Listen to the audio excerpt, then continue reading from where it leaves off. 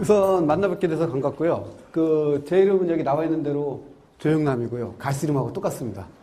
그리고 제가 근무하는 데는 여기 서울대학교 국제대학원입니다. 아시는 학생들은 아시겠지만, 서울대학교 국제대학원은 학부가 없고 대학원만 있습니다. 석사, 박사. 그래서 이제 소위 국제화 전문 인력 양성하는 데고요. 거기서 제가 지금 교수가 된 지는 올해가 13년째입니다. 그리고 저는 전공이 정치학입니다. 정치학이고, 비교 정치학을 하는 사람이고, 주로 하는 거는 이제 중국 정치 외교입니다. 그리고 저는 학부를 서울대학교 동양사학과를 나왔습니다. 그래서 근현대사가 제 전공이었고, 그러다 보니까 지금까지 중국 공부를 한 30년 하고 있습니다. 잘하는 건 아니고요. 열심히 노력을 하고 있습니다. 참, 오늘 방학인데도 제가 올해 지금 하는 금요 강좌 제 기억으로는 5번째 하고 있습니다. 이렇게 매번 학생들 만나는 게 저는 굉장히 즐겁습니다. 왜냐하면 학자로서 자기가 공부한 거를 다른 사람과 공유할 수 있다는 거는 이거 특권이거든요.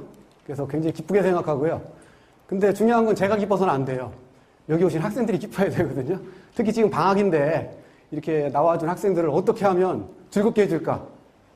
근데 또 즐겁기만 하면 안 되죠. 또 유익해야 됩니다. 그래서 제가 오늘 강의는 최대한 열심히 부족하면 노력해서 유익하고 즐겁게 해드리겠습니다. 근데 이거 보시면 재밌을 것 같아요? 네. 큰일 났네. 기대를 안 하고 들으셔야 제가 조금만 해도 반응이 있는데 재밌을 것 같으면 안 되는데. 하여튼 최대한 재밌게 할 거고요. 그리고 다른 이전에 있었던 분들이 하셨듯이 저는 워낙 사실 그냥 2시간 쭉 하는데 힘드실 것 같아서 50분 하고 10분을 좀 쉬겠습니다. 그리고 다시 하고 할 거고요. 물론 중간에 필요하시면 나가셔도 되고요. 안 들어오셔도 됩니다. 저는 관리 안 하니까. 이걸 하기 전에 제가 매번 이렇게 강의를 할 때마다 간단하게 여기 계신 분들, 제가 알기로는 오늘 수강생의 한 90% 정도 학생인 거로 알고 있거든요. 그래서 그냥 편하게 학생이라고 그냥 부르겠습니다. 혹시 학생이 아니신 분은 오늘 2시간만 학생이 되십시오. 학생이라고 부를 거고요. 그래서 한번 간단하게 이렇게 뭘 여쭤보고 좀 시작할까 합니다. 제가 중국 전문가로서, 중국 연구자로서 그냥 여기 계신 학생들이 우리나라 학생을 대표하진 못하겠지만 그래도 제가 볼 때 가장 열심히 하는 학생이에요. 우리가 방학 때도 열심히 해서 공부하고. 그래서 우리 열심히 하는 학생들은 이 중국 문제와 관련해서 어떤 생각을 갖고 있나 궁금해서 물어보는 겁니다. 그냥 이렇게 직접 학생한테 이렇게 호명해서 묻지는 않을 테니까 손만 들어주면 되거든요. 그래서 3가지 질문입니다. 첫 번째, 보니까 참 중국이 중요해지고 그리고 앞으로 먹고 사는데 내지는 자기가 여러 가지 활동을 하는데 이게 중국어가 좀 필요하다. 그래서 현재 중국어를 배우고 있거나 배워야 될 필요성을 강력하게 느낀다. 이게 1번이에요. 2번은 중국이 잘 나가는 건 맞지만 그래도 영어 정도면 됐지 굳이 내가 중국어까지 신경 쓸 필요 있느냐.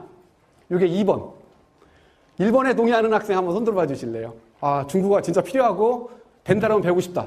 번쩍 들어봐 주십시오. 꽤 많네요. 좋습니다. 그럼 2번, 필요 없다.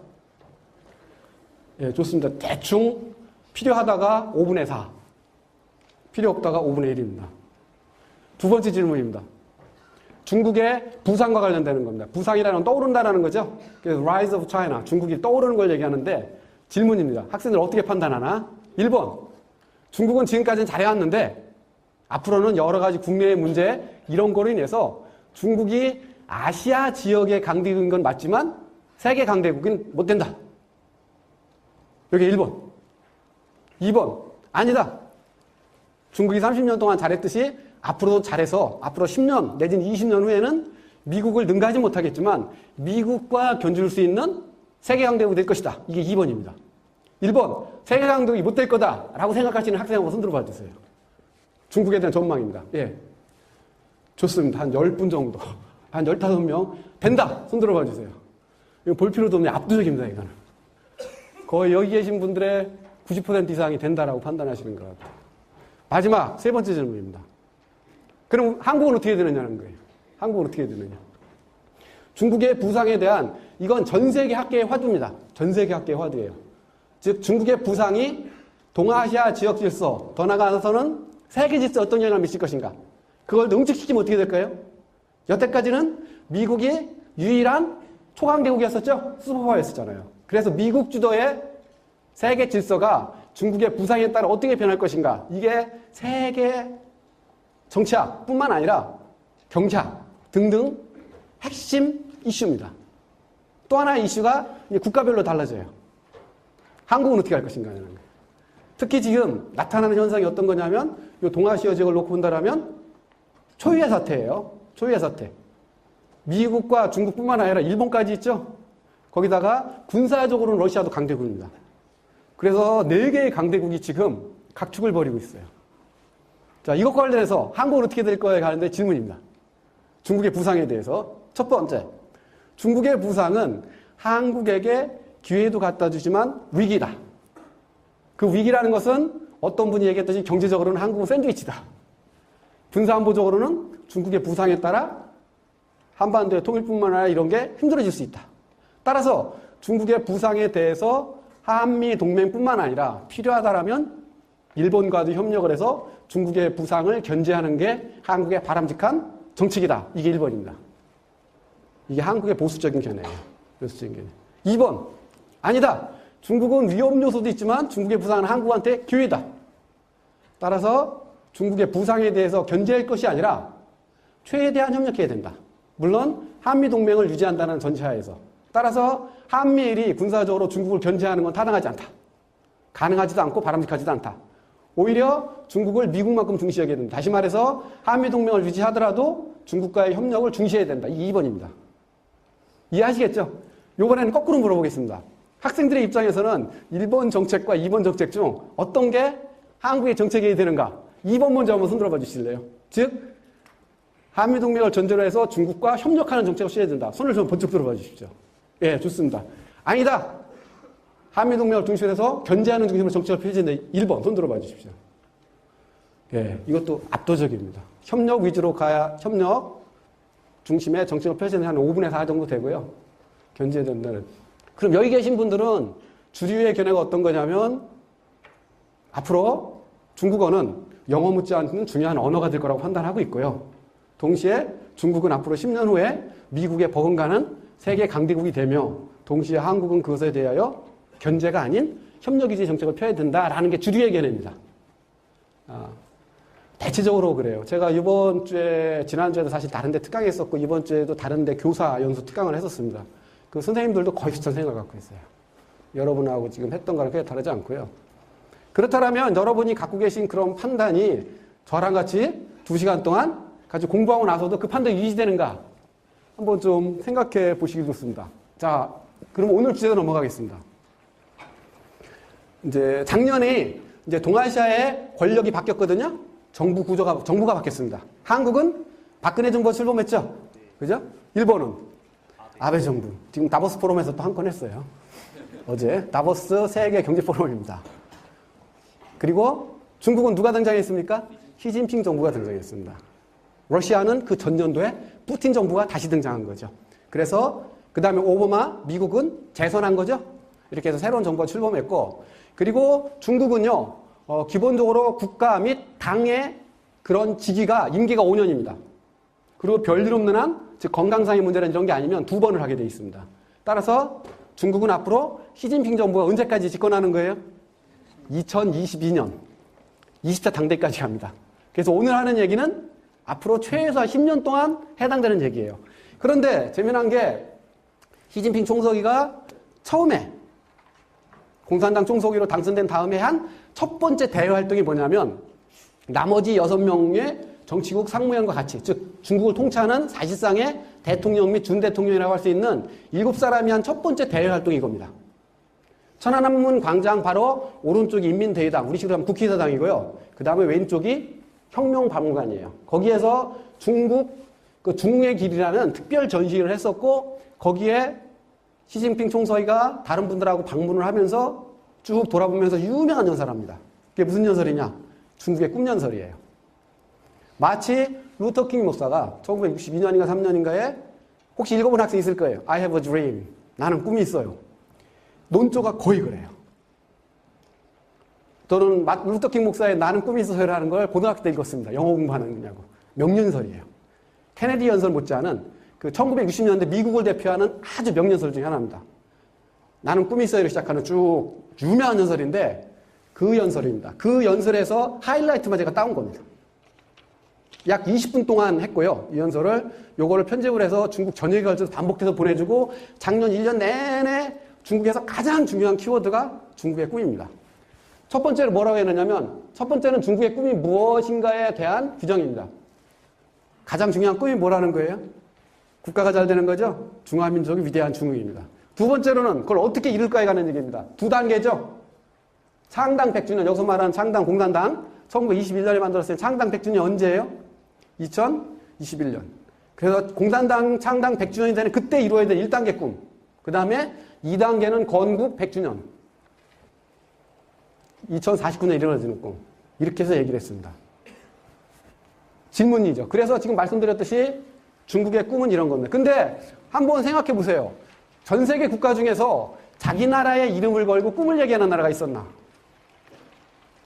한국 코리안 드림이라는 말 들어보셨죠? 혹시 못 들어보셨어요? 코리안 드림. 한국의 꿈이라는 뜻인데 어떤 맥락에서 나왔는지 그 코리안 드림이란 말은 한국에 있는 외국 노동자들이 지금 현재 몇 명이라고 좀 들으셨어요? 대략 100만 명입니다. 100만 명. 100만 명이죠. 그래서 한국의 개인의 성공 및 발전을 위해서 찾아와서 일하는 내지는 공부하는 그런 사람들이 늘어나면서 코리안 드림이라는 얘기를 쓰고 있죠. 근데 그건 우리만 쓰는 거지 보편적인 용어가 아니에요. 지금까지 우리가 알고 있는 그 나라의 이름을 걸고 꿈을 얘기한 나라는 딱 하나밖에 없었어요. 어디입니까 그게? 아메리칸 드림이에요. 아메리칸 드림. 그런데 중국이 드디어 전 세계를 향해서 중국의 꿈을 얘기합니다. 중국말로는 중국梦, 영어로는 Chinese Dream 이렇게 번역해요. 중국梦이렇게 얘기해요. 이건 완전히 새로운 겁니다. 드디어 미국 다음에 중국이 전 세계를 대상으로 해서 중국의 꿈을 얘기한다. 그래서 지금 말씀드렸듯이 이 중국의 꿈은 제가 보니까 두 가지가 있어요. 하나는 추상적인 슬로건이에요. 2049년에 어떻게 될 것인가? 어떻게 알아요, 그걸? 중화민족의 위대한 중국이라는 게 뭐예요? 이게 무슨 뜻이에요?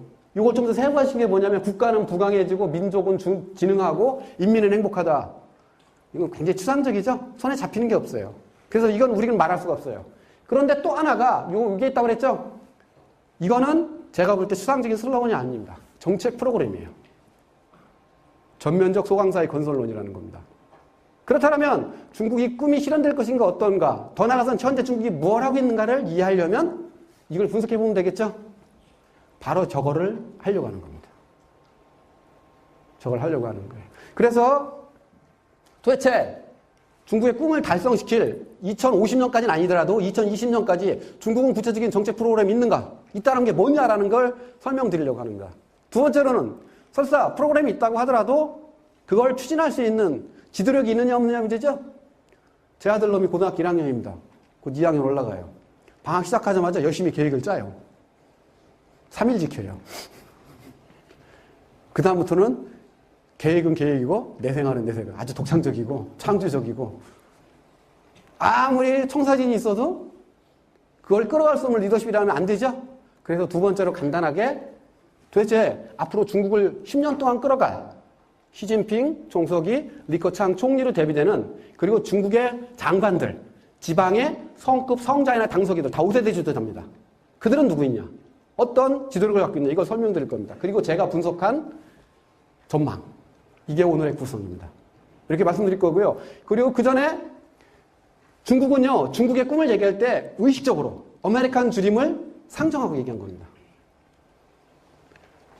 아메리칸 드림이라는 얘기 들어보셨죠? 이거 못 들어본 사람 없을 거예요. 거의 들어봤어요. 저 때도 들었었어요. 저 때도.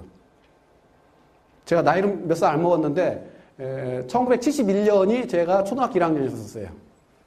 1971년이 초등학교 1학년이었었고 70년대 중반인데 그때 선생님들이 뭐 초등학교 3학년, 4학년 뭘 알아요? 근데 그러는 거예요. 여러분도 열심히 공부해서 훌륭한 사람이 돼야 됩니다. 라고 얘기하는데 하면서 그래요. 훌륭한 사람이 되려면 열심히 공부해서 미국 가서 공부하라. 미국 가서 공부하면 돼. 미국 가서 열심히 공부해서 훌륭한 사람 되라. 근데 어렸을 때 그랬어요. 이제 시골에 있었는데 도대체 내가 훌륭한 사람 되는 것과 미국 가서 공부하는 것과 무슨 상관이 있는 거예요? 그리고 항상 예를 들면 그 선생님이 예를 들어 지금도 기억하고 있는데 자기 학생 중에 자기 가르쳐준 사람 중에 가장 훌륭하게 잘 된 사람 중에 예로 항상 드는 게 미국 가서 뭐 하는 사람. 내지는 미국 가는 사람. 이미 그건 뭘 보여주느냐? 70년대까지, 그 지금부터 한참 오래전이죠? 여러분 안 태어났을 때일 거예요. 태어났나? 아닐 거예요. 그때서부터 이미 한국 사람 머릿속에 미국은 어떤 땅이라는 생각이 있는 거예요? 기회의 땅이라는 거죠. 그래서 이 아메리칸 드림은 제가 분석해보니까 두 가지로 구성돼요. 내용은 하나가 뭐냐? 여기 써놓은 거예요. Land of Opportunity, 기회의 땅. 즉, 이건 어떤 꿈이냐면요. 미국을 건국한 사람들이 어떤 사람입니까? 유럽의 상류층이었었어요? 아니죠? 유럽의 중하층이에요. 즉, 유럽 사이에서 살기 힘들거나 이랬던 사람들이 미국을 걷는 거예요. 그래서 유럽 중하층들에게 아, 여기 힘든데 새로운 기회의 땅이 있다. 가보자. 그래서 처음 나온 게 19세기 중반 후반부터 시작해갖고 아메리칸 드림이 나오기 시작했습니다. 출세의 기회의 땅. 누구나 다 열심히 하는 사람은 가서 한번 성공신화를 써보자 라는 게 아메리칸 드림의 첫 번째입니다. 그게 70년대 바로 저를 가르쳤던 초등학교 선생님이 생각도 있었고 실제로 그 당시도 그랬어요. 그런데 그게 1960년대 미소 냉전이 심화되면서 하나가 더 추가돼요. 그게 뭐예요? 자유의 땅이라는 개념입니다. 자유의 땅. 그리고 저거 미국은 자유의 땅이다. 소련은 무슨 땅이에요 그러면? 억압의 땅, 독재의 땅 그런 거죠. 그걸 대비시켜서 미국이라는 나라를 가장 매력적인 상품으로 만들어 해외에 선전한 사람이 누구냐? 그게 바로 존 F 케네디예요. 존 F 케네디. 케네디 대통령이 누군지 알죠? 그리고 케네디 대통령의 영부인 제키 케네디라고 하는. 그래서 JF 케네디는 이성을 상징합니다. 이성적으로 어필한 거예요. 젊은 나라. 지구에 머물지 않고 달까지 개발하는 나라. 우주 개발하는. 그러면서 자유의 나라. 그러면서 제키는 낭만적인 나라. 꿈이 있는 나라. 희망이 있는 나라. 전 세계 최초의 퍼스트 레이디이면서 동시에 패셔니스타 였던 제키. 이게 이제 미국을 상징하는. 그래서 그 이후부터는 아메리칸 드림은 기회의 땅이고 자유의 땅이고 인권의 땅인. 그러면서 그게 전 세계에 퍼져나가는 겁니다. 그리고서 저게 전 세계에 퍼져나간 다음에 소련이 언제 붕괴했습니까? 1991년. 아메리칸 미국인의 꿈이 아니라 전 세계의 꿈으로 확장되기 시작하면서 전 세계의 인재들이 글로 가고 전 세계에 사업하는 사람이 몰려가고 그리고 30년 후에 말 그대로 팍스 아메리카나 미국의 평화, 미국 지배체제가 만들어졌습니다. 지금 중국의 꿈을 얘기했습니다. 30년이 어떻게 될까요? 40년이 어떻게 될까요? 내지는 중국 공산당이 선언한 2049년. 2049년이면 지금부터 몇 년 후죠? 한 35년쯤 후되죠? 어떻게 될까요? 팍스 시니카. 내지는 한문으로는 신중화질서라고 그래요. 중국에 의한 평화체제가 만들어질 것인가? 그게 오늘의 키 리서치 퀘스천입니다. 머릿속에 담고 한번 들어보세요. 자, 이렇게 해서 준비가 됐습니다. 그 전에 여러분 중국에 대해서 잘 아는데 제가 간단히 강의에 필요하기 때문에 중국에 대한 몇 가지만 소개하고 넘어가겠습니다. 간단하게. 뭐 중국 얘기만 갖고서 2시간 할 수 있어요. 그게 훨씬 더 재밌을 수가 있어요. 먼저 인구가 13억 5천만 명. 근데 지난주에 중국 통계국에서 2013년 통계를 새로 냈어요. 그래서 인구가 1,000만 명이 늘었어요. 13억 6천. 도시 인구도 1%가 더 높아졌어요. 53%. 그 다음에 전체 56개 민족으로 구성됐는데 여기서 중요한 게 뭐냐?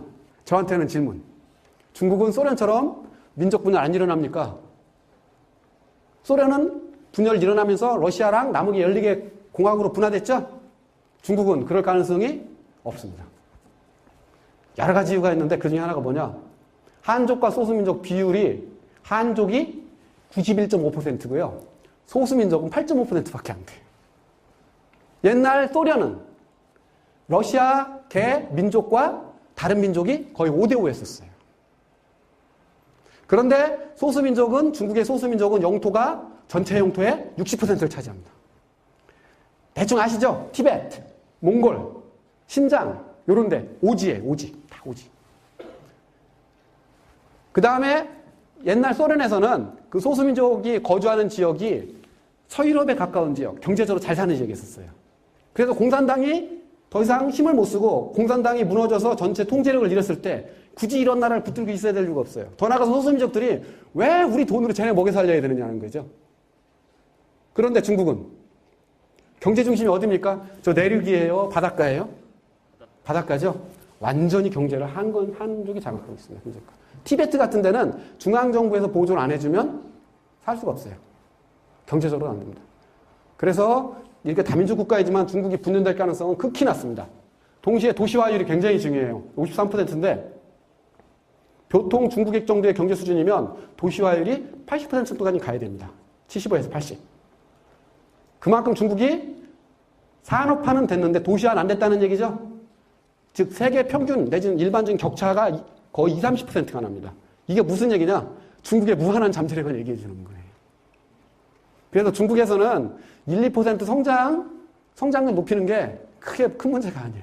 1%의 도시화만 이루더라도 1년에 4조 인민폐에서 5조 인민폐가 는다고 그래요. 4조 인민폐면 대충 곱하기 200 하면 한국 돈입니다. 200조. 그리고 재정적 여력이 있기 때문에 필요하다고 할 수 있어요. 자, 면적 넘어가겠습니다. 성장률. 이게 중국의 자랑이에요. 1978년에서 2012년까지 연평균 9.8%. 그냥 10%씩 성장한 거예요. 10%. 전 세계에 이렇게 성장한 케이스는 30년 동안 10% 성장한 케이스가 없어요. 10년 정도씩은 저 정도 한 케이스는 있어요. 한국, 대만, 일본. 근데 결정적인 차이가 있어요. 뭐냐? 인구가 달라요. 중국이 개혁개방을 시작했던 게 1978년이거든요. 그때 인구가 얼마였느냐면 9억 6천이었어요. 즉 10억이 넘는 인구가 30년을 10% 성장한 건 없어요. 그럼 한국이 고도 성장할 때가 언제냐면 5.16 군사쿠데타 이후에 제1차 5개년 계획을 본격적으로 시작한 게 1962년 무렵이거든요. 그때부터 제1차 5.1 쇼크가 오는 78년 요전까지, 73년 이전까지 약 10년 동안 한 8, 9% 정도 성장했어요, 매년. 근데 그 당시 한국 인구가 3천만 밖에 안 됐어요. 지금 5천만이죠, 5천만. 일본도 1951년, 53년 샌프란시스코 평화조약 이후에 한국전쟁 이후에 제1차 5.1 쇼크 이제 20년 동안 비약적으로 성장했어요, 일본이요. 비약적으로 성장했습니다. 근데 그 당시 지금 인구는 일본 1억 3천이거든요. 근데 그 당시 일본 인구는 8천만, 9천만, 1억이 안 됐어요. 즉 10억의 인구가 매년 10%씩 30년 한다는 인류 역사에 없는 겁니다. 이게 현재 중국을 있게 한 거예요. 그리고 그게 이제 드디어 세계 2위 경제 규모로 했다가 작년이 8조 3,500억. 지난주에 나온 인민폐로 된 통계가 나왔어요. 그걸 제가 국제 환율로 계산해 보니까 9조 4천억입니다. 9조 4천억. 2013년. 엄청난 겁니다. 9조 4천억. 7.10% 성장했거든요. 우리가 오늘 통계청이 발표했습니다. 작년 성장률이 얼마예요? 2.8%. 2.8%고요. 2012년 한국의 GDP가 1조 1,300억인가 그렇습니다. 1조 1,300억에 대충 3% 성장했다고 하고 환율하고 물가까지 넣어야 되는데 그냥 복잡하니까 넣지 말고요. 그냥 하면 대략 2013년 한국의 GDP는 어느 정도 되겠습니까? 정확히는 계산 못 해봐도 1조 3천억 안 넘을 겁니다. 중국은 근데 얼마예요? 9조 4천억이에요. 달러 베이스로 된 거 정확히 나오려면 올 5월이나 6월 가야 됩니다. 엄청난 겁니다. 전 세계 GDP 크기로 10조를 넘은 나라는 지금 하나 나라밖에 없었어요. 미국이 16조거든요. 16조 달러인데 드디어 이제 중국이 올 상반기면 10조 클럽 넘어갑니다. 이게 무슨 의미인지 아세요? 더 이상 다른 나라 신경 쓸 거 없다는 얘기예요. 10조 정도 되면 중국이 뭐 수출에 의존하고 있다 다 있는 얘기예요. 지금 중국 경제 성장률에서 수출이 하는 기여도는요. 마이너스거나 1, 2%밖에 안 돼요. 즉 수출이 중요한 게 아니에요. 이 말은 중국이 일본에 대해서 세게 나갈 수가 있어요. 지금 아쉬운 건 일본이지 절대로 중국이 아닙니다. 옛날 중국 GDP 사이즈가 지금으로부터 한 20년 전 1조 달러, 2조 달러 될 때 있잖아요. 그때는 그냥 일본과의 관계에서 전전긍긍해요. 지금 그럴 필요 없어요. 누가 아쉬운가 한번 보자라는 거죠. 실제로 그렇습니다. 지지난주에 일본 전국경제인연합회 한국 전경련 비슷한 게이달리엔이라는 게 있거든요. 거기에 새로운 회장이 선출됐어요. 그 사람의 일성이 뭐냐? 일본 정부 중국과 잘 지내라는 거예요. 굉장히 심각한 타격이 있습니다. 일본 기업들이. 무럭무럭 서져나가는 세계의 시장이 바로 옆 동네에 있는데 그걸 지금 놓치고 있잖아요. 특히 일본처럼 지금 아베노미스 저는 실패할 거라고 좀 판단하는 사람이에요. 저 오래 못 갑니다. 저렇게 지금 5조 N을 풀어서 지금 계속 하려고 했는데 성장이 받쳐주지 못하면 저 오래 못 가거든요. 근데 일본 시장이 자체가 한계가 있기 때문에 결국은 해외 시장을 개척해야 되는데 해외 시장에서 바로 옆에는 한국 시장을 놔두고 근데 그걸 지금 정치적인 문제로 지금 활용이 안 되고 있죠. 한중일 지금 정상회의도 지금 중단됐어요. 한중일 FTA 지금 못하고 한중만 지금 하고 있고요. 바로 중국의 힘입니다, 이게. 거기다가 외환 보유고 새로운 통계로 3조 6천억입니다, 지금. 2천억 더 늘었어요. 3조 6천억입니다. 엄청난 거죠. 한국이 3천억 달러 정도 돼요. 그 3조 6천억 중에서 1조 1천억이 미국 국채를 사주고 있습니다. 그래서 미국 국채의 최대 보유자가 중국이에요. 그 다음에 나머지 한 1조 정도는 증권, 기타 등등의 흔히 말하는 포트폴리오 투자를 하고 있어요. 그래서 약 2조가 넘는 돈이 중국에 가 있어요. 미국에 가 있어요. 이게 중국의 힘입니다. 이걸 딱 보면 금방 느낄 수 있는 게 뭐예요? 더 이상 중국은요, 다른 나라에서 뭐 1억 달러, 2억 달러, 10억 달러 갖고 투자한다 해서 원하지 않아요. 중국의 고민이 뭔지 알아요? 이걸 어떻게 쓰느냐는 문제예요, 지금. 미국이 양적 완화 정책을 실시함으로써 최대의 피해자가 어디냐? 중국입니다. 근데 왜 그럼 중국은 이렇게 엄청난 외환 보유고를 갖고 있느냐? 소위 말하는 경제 주권 때문에 그럽니다. 중국은 97, 98년 아시아 금융위기 배후에 미국이 있다고 생각하고 있어요. 따라서 중국 경제 주권을 지키기 위해서는 다량의 실탄, 현금을 갖고 있어야 된다고 판단하고 있어요. 그래서 저거 보유하고 있는 거예요. 부작용도 엄청 커요. 하루에 지금 몇억 달러씩 지금 저 달러같이 떨어지면서 몇억 달러씩 손해보고 있어요. 하루에. 그런데도 방법이 없습니다, 지금. 예, 요게 중국 경제 상황입니다. 요게 경제 상황이에요. 요게 제가 이제 강의할 때 다 쓸 겁니다. 먼저 볼까요? 중국은요, 미리 말씀드리면, 결론적으로 말씀드리면, 2020년까지 실시할 정책을요, 2002년 16차 당대회 때 이미 결정했습니다. 다시 말씀드려서 중국의 국가발전 전략은 20년 동안 안 바뀌고 있는 거예요. 이거 어떻게 가능합니까, 이게? 이게 바로 중국의 힘이에요. 그러니까 일당제 국가, 권위주의 체제가 잘못 작용되면 어떤 현상이 발생하냐? 나라가 망해요. 중국은 그 경험이 있습니다. 그게 언제예요? 문화대혁명, 10년. 마오쩌둥이라는 사람이 자신의 가치관을 실현하려고 국민을 동원하고 결국 나라가 붕괴 직전까지 갔습니다. 그 당시 개혁개방을 막 시작할 때 덩시아오핑이 개혁개방을 한 거는 안 하면 공산당이 죽기 때문에 한 겁니다. 9억 6천만 중에서 2억이 진짜 아사 직전이었어요. 아사 직전, 굶어 죽기 직전. 그런 상태. 그걸 마오쩌둥이 했던 거죠. 마오쩌둥이 그걸 했던 거고, 그리고 이후에 그걸 다시 바꿔서 움직였던 건데, 그 전에 한번 여기를 볼까요? 이렇게 바꾼 중국의 정책이, 그러니까 2002년대에 했던 게 2020년까지 갈 수 있는 것, 그걸 덩시아핑이 다시 시작한 거거든요. 우연이 아니에요. 이걸 먼저 설명드리겠습니다. 그거에 반해서 일본이 힘들었던 이유 중에 하나는 자주 바뀌는 거예요. 자주 바뀌는 거예요. 즉, 일본이 최근 6, 7년 동안 보면 총리가 평균 1년 4개월 만에 하나씩 바뀌었어요. 지금 아베 신조는 다행히 3년은 갈 겁니다. 중의원 참여한다 했고, 그리고 총리가 1년 반만 하나씩 바뀌면 어떤 일이 발생해요? 정책 지수성이 확보가 안 되죠? 근데 중국은 이게 가능해. 왜 그러냐? 이것 때문에 그래. 이거는. 중국은요, 항상 새로운 지도부가 4세대, 5세대, 6세대 등장하는데 한 지도부가 들어오면 10년을 통치한다고 그랬죠? 할 때 새로운 지도부가 등장한다고 해서 그 사람들이 정책을 마련하는 것이 아니라 전임 지도부와 같이 마련합니다. 실제로 그래요. 단적인 예로 2012년 11월 달에서 18차 당대회 때 있었던, 그때 정치보고를 했던 사람, 정치보고는 뭐 하는 거냐면요, 과거 10년 동안 일을 평가하고 앞으로 5년 동안을 제시하는 거예요. 그걸 누가 했느냐 하면 시진핑이 했어요? 아닙니다. 후진타오가 했습니다. 즉 물러나는 사람이 자기 업무 다 평가하고 새로운 거 제시해놓고 가는 거예요. 작년에 12기 전국인민대회 1차 회의 할 때 정부 업무 보고 동일한 거거든요. 총리가 했는데 누가 했느냐? 원자버거가 했습니까? 리커창이 했습니까? 여러분 잘 모르실 거예요. 상관없어요. 원자버거가 했어요. 그래서 새로 등장하는 정부의 정책은 이전 지도부와 몇 년 동안 상의해서 결정합니다. 따라서 새로운 지도부가 등장했다고 해서 정책이 바뀌는 게 아닙니다. 그 다음에 또 재밌는 게 이거예요. 권력 승계하고 정책 결정을 분리시킵니다. 중국은 아직도 5개년 계획이 있어요. 그래서 시진핑이 권력을 잡은 것은 언제였느냐면 2012년 18차 당대회였었는데, 중국이 2011년부터 15년까지 추진할 사회경제 계획은요, 2011년에 이미 확정이 됐어요. 즉, 새로운 지도부가 등장하기 전에 중요한 정책을 다 결정해 놓은 거죠? 그러니까 새로운 지도부가 들어오면 최소 2015년까지는 이거는 전국인민대표자리가 우리의 국회이기 때문에 여기서 통과하면 법적 효력이 있어요. 집행해야 되는 겁니다. 따라서 중국의 경우는 권력 승계와 관련해서 권력 투쟁은 있지만 노선 투쟁이 자리 다툼이에요. 자리 다툼. 따라서 바뀌지가 않아요. 그 결과 2002년 16차 당대회 때 결정된 이것이 요번에는 새로운 걸 결정한 게 아니라 중간 점검하면서 2020년까지 가는 겁니다. 이거를 저는 2020 프로젝트라고 불러요. 2020 프로젝트. 한국은 어떻습니까? 정책이 얼마나 지속되는 것 같아요? 그러면 선진국은 어떻게 되는 것 같아요?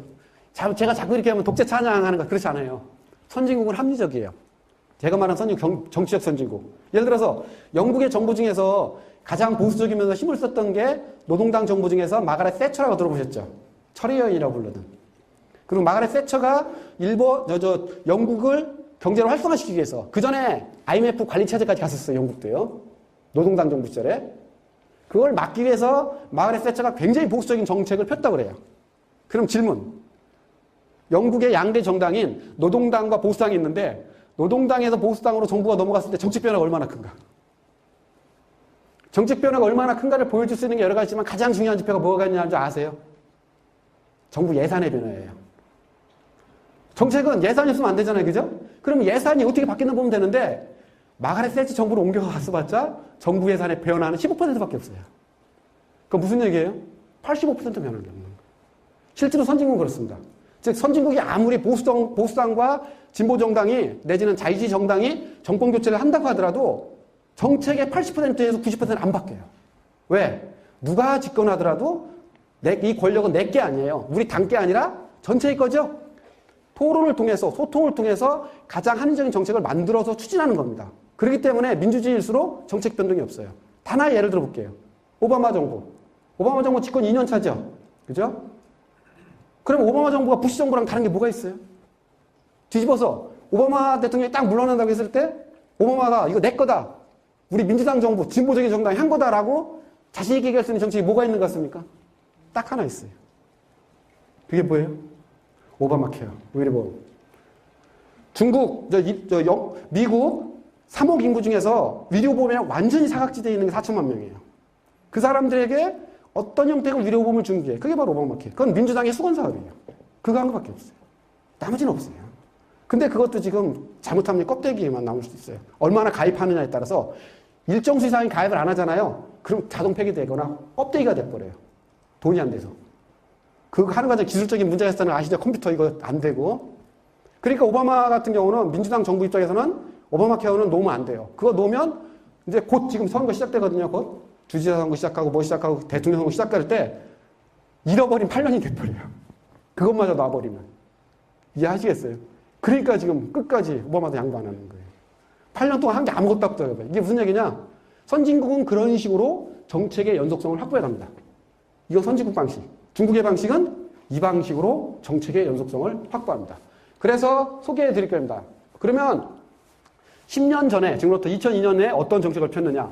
가장 기본적인 게 앞으로 중국이 맞이하게 될 20년은 어떤 세상인가를 판단하게 되죠? 그거를 현실인식이라고 그래요. 그리고 저기서 제가 인용부로 해놓은 것은 제 말이 아니라 중국 말입니다. 2002년 16대 상대회 때 중국 공산당 공식적으로 그렇게 됐어요. 2020년까지 중국은 전략적 기회를 막고 있다. 두 가지 뜻이에요. 전략적은 중요하다는 뜻이래요. 중국이 1인당 GDP 1000달러를 넘은 게 2003년인데 1000달러를 넘기 시작하면 들어보셨어요? 중등국 함정이라고? 정확히는요. 중간소득 함정입니다. 1000달러 넘어가기 시작하면 국민들이 온갖 요구를 볼칠해요. 억눌려 있던. 이러면서 대개는 그걸 못 벗어나요. 그게 따라서 잘해야 된다는 뜻이에요. 두 번째로는 기획이다라는 건 중국식 표현이에요. 1000년에 한 번 올까만 할 때가 한 중국한테. 왜? 중요한 두 가지 문제가 해결됐어요. 하나가 뭐냐? 문화 대혁명 끝나고서 공산당의 신뢰가 땅에 떨어졌어요. 근데 약 20년 동안 잘해서 국민들이 공산당을 믿어주기 시작해. 동시에 중국의 국력이 높아지고 그래서 더 이상 전 세계 중에서 어떤 국가든 중국을 침략할 국가가 없어. 그럼 뭘 해야 되느냐? 경제 발전에 전념하자라는 거예요. 그래서 기획이다라는 거예요. 이게 그런 뜻이에요. 그래서 앞으로 2020년 동안 완전히 경제 발전에 전념해서 소강사회를 만들자. 그게 10년 전에 결정한 거예요. 그럼 소강사회가 뭐냐? 이것이 바로 덩시아핑의 국민한테 한 약속이에요. 덩시아핑이 누군지는 아시죠? 문화대혁명이 끝나고 나서 있잖아요. 공산당, 덩시아핑이라는 개혁파가 권력을 다시 잡고 나서 국민들한테 그랬어요. 공산당 다시 한 번만 믿어달라. 어? 잘못했다, 문화대혁명. 천하의 동란이고 잘못된 거고 국민들 굶어 죽겠어. 그러나 잘할 테니까 믿어봐 달라 하고서 공산당이 국민한테 약속한 게 3단계 발전 전략이에요. 덩시아핑이 한 약속입니다. 먼저 10년만 달라. 그러면 온포 문제 해결해 주겠다. 온포. 등 따듣고 배부르다라는 거예요. 무슨 뜻이에요? 기아 상태를 면하게 해주겠다라는 거예요. 그리고 저때 덩시아핑이 얘기했던 게 목표로 얘기했던 게 1인당 국민소득 400달러. 달성했어요. 그 다음에 다시 10년만 달라. 그러면 여러분들한테 그럭저럭 밥 먹게 살게 해주겠다. 소강. 조금 편안하는 거지 편안할 강자잖아. 이렇게 해주겠다. 그리고 덩시아핑이 약속한 게 1인당 국민소득 800달러. 달성했어요. 그리고 나서 다시 50년만 주면 2049년 건국 100주년 때 1인당 국민소득 4,000달러로 올려주겠다. 약속했어요. 근데 중국 1인당 국민소득 4,000달러 언제 달성했어요? 2010년에 달성했어요. 덩시아핑이 약속한 거를 40년을 땡긴 거예요. 그래서 이미 2000년에 중국은 소강사회, 그럭저럭 먹고 사는 사회가 달성이 됐다는 뜻이에요. 근데 문제는 뭐냐? 문제는 뭐냐? 경제는 발전했는데 나머지가 발전을 안 했다라는 거예요. 그래서 앞으로 2000년서부터 2020년 때까지 경제뿐만 아니라 다른 것도 함께 발전하는, 그래서 전면적으로 발전하는 정치, 경제, 사회, 문화, 환경까지 하는 그런 사회를 만들자. 이게 바로 그때 정했던 겁니다. 그리고 그게 중국의 꿈의 1단계. 그리고 2012년 11월 요번에 요걸 그대로 다시 확인해주고 하나만 숫자로 표시한 걸 다시 제시했어요. 숫자로. 2020년에 이거 이루겠다. 요걸 제시했어요. 그게 뭐예요? GDP 및 주민소득 2010년 기준으로 해서 2020년에 다시 요거 2배로 높이겠다. 그럼 어떻게 되느냐면 요걸 하려면은 연 7에서 7.5%, 7%만 성장하면 돼요. 그러면 2020년 되면 중국 GDP가 얼마가 되느냐? 20조 달러가 돼요. 20조 달러. 그러면 미국과 같아져요. 그 다음에 1인당 GDP가 12,000달러. 아, 미국과 비슷해진 게 무슨 뜻이냐면요. 미국도 성장을 하는데 약 3% 성장을 잡은 겁니다. 16조에서 3%씩 잡으면 120조 달러 됩니다. 2020년 되면. 중국은 7에서 7.5% 성장을 하면 20조 달러가 넘습니다. 그러면 같아진다라는 거예요. 왜 그러냐면 성장률이 떨어지기 때문에 그렇습니다. 지금 미국 성장률이. 지금 미국 다행히 조금 미국 경제가 좀 나아지고 있거든요. 그래도 3% 선입니다. 선진국에서 3% 선 성장하면 잘하는 거예요. 지금 한국은 문제예요. 잠재 성장률이 3%가 넘는데 그 잠재 성장률이 못 끌어올리고 있어요. 작년 2.8%가 문제 있는 거거든요. 그러니까 미국은 보통 해도 3% 선이 적절한 겁니다. 그렇게 해서 계산했을 때 저렇게 되는 겁니다. 요게 요번에 다시 한 겁니다. 그리고서 이것도 역시 10년 전에 결정한 겁니다. 앞으로 2020년 때까지 중국이 하겠다라는, 즉 전면적 소강사회를 건설하겠다고 한 5대 국정방침이 이겁니다. 이제 여러분은 아신 거예요. 지금 중국 정부가 어떻게 국가발전 전략을 짜고 있는가. 5가지입니다. 정치는 법치예요. 민주가 아니에요. 중국은요, 어떤 학생들이나 어떤 분은 그런 얘기를 해요. 중국은 1978년 이후 지금까지 경제개혁, 사회개혁을 했는데 정치개혁은 안 했다. 맞는 얘기예요? 맞는 얘기입니까? 틀린 얘기입니다. 하나만 질문을 던져볼게요. 마오쩌둥 시기에 그러한 식의 1인 독재체제, 개인승배체제, 관료주의 체제, 동원식 정치체제, 이런 체제가 세계화 시대에 시장경제체제에서 살아남을 수 있을 것 같아요? 더 나가서 어떤 한 나라가, 인구 10억인 나라가 10% 경제성장을 1년 동안 하면 그건 우연일 수 있어요. 그죠? 우연히 잘할 수 있어요. 2년 하면 그것도 우연일 수 있어요. 3년 하면 그것도 우연일 수 있어요. 그러나 10% 성장을 10년 한다는 건 우연일 수가 없어요. 그런 정부가 그렇게 경제성장을 할 수 있을까요? 할 수 없어요. 그럼 뭐냐? 정치개혁도 경제개혁만큼 엄청나게 일어났어요. 단, 상식적으로 알고 있는 정치개혁과 근본적으로 다른 거예요. 이게 무슨 얘기냐? 정치개혁은, 내지는 정치발전은요, 크게 2가지가 있어요. 하나가 뭐냐? 국민을 정치의 중심으로 세우는 개혁. 그게 민주화예요. 소위 말하는 민주화 개혁. 민주화를 하려면 어떻게 해야 돼? 가장 중요한 게 직접 선거죠? 직접 선거. 직접 선거를 하게 되려면 다당제를 해야죠. 그 다음에 직접 선거라고 다당제를 하려면 언론, 출판, 결사의 자유를 보장해줘야죠. 이런 걸 통칭하여 뭐라고 불러요? 민주화예요, 이게. 그리고 1974년 포르투갈에서부터 시작해서 전 세계 민주화 물결이 휩쓸었어요. 마지막으로 한 게 1991년 소련의 붕괴예요. 한국의 민주화가 일어난 게 몇 년이에요? 1987년이죠. 민주화 물결, 저 세계 민주화 물결, 그걸 제3의 민주화라고 사무엘 헌팅턴이라는 하버드대학 교수 지금 돌아가셨습니다. 그분이 이름을 붙였어요. 그때 전 세계적으로요, 약 100개에 가까운 나라들이 소위 제3의 민주화 물결을 탔어요. 이게 하나예요. 그러다 보니까 마치 우리는 정치개혁하면 뭘 뜻해요? 민주화 이렇게 되는 거죠? 근데 그렇지가 않아요. 또 하나가 있어요. 그래서 민주화 개혁은 뭐냐? 간단히 표현하면 국민을 정책결정의 중심으로 내지는 최소한 정책결정자를 뽑을 수 있는 권한을 부여하는 거죠? 그게 민주화예요. 그러면 정치개혁은 또 하나가 뭐가 있느냐? 그게 아니라 정치제도화라는 게 있어요. 정치제도화는 뭐냐? 간단히 표현할게요. 국가가 국가다워지는 거예요. 경찰이 경찰다워지고 군이 군다워지고 법원이 법원다워지고. 이걸 좀 더 어려운 정치학 용어로 얘기하면 뭐라고 하느냐면요. 정치체제가 그게 민주국가인지 권위주의국가인지 상관 안 합니다. 정치체제가 국민들이 필요로 하는 정치적인 것, political goods, 정치제를 공급해 주는 것. 이게 정치제도화예요. 여러분은 지금 대한민국 국민이죠. 국가한테 여러분이 가장 원하는 게 뭐예요? 지금 학생들 대부분은 다는 아니에요. 대부분 두 가지 생각이 있을 거예요. 지금 절실한 거. 두 가지. 하나, 뭐예요? 좋은 직장 잡는 거. 그죠? 또 하나는 멋있는 여자친구. 아니, 멋있는 남자친구. 두 개예요. 물론 여러분 중에서는 독수리 오영재의 심정으로 조국의 대한반도의 평화를 위해서, 전 세계의 비핵화를 위해서 지금 저기 우크라이나에서 발생하고 있는 시위, 방글라데시 시위, 타일랜드의 시위를 어떻게 하면 국제적으로 해결할까?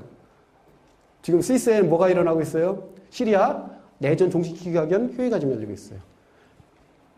그러나 국가한테 일반적인 국민들이 원하는 건 되게 이렇게 정해진 게 있어요. 가장 최소한 그게 국가라면 나한테 해줘야 될 게, 국민이란 나한테 해줘야 될 게 뭐가 있을까요? 가장 중요한 게 뭐예요?